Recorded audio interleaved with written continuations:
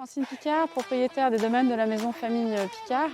Donc Famille Picard, c'est 140 hectares de vignes répartis entre la côte chalonnaise et la côte de Beaune. Je fais également partie du BVB en tant qu'élu au comité permanent.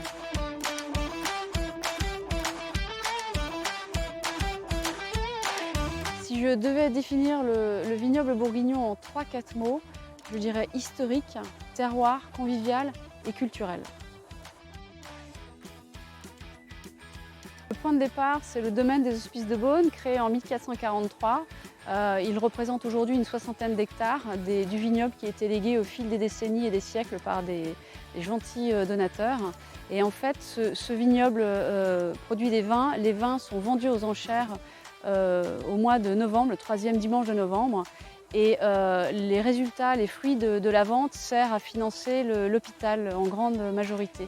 Voilà, et les vins sont élevés par les négociants bourguignons. Un novice, il faut le faire rêver à plein d'égards. Donc en fait, la Bourgogne, déjà, c'est un paysage varié et qui est absolument magique à découvrir, du Mâconnais en passant par la côte chalonnaise, côte de Beaune, côte de Nuits et Chablisien.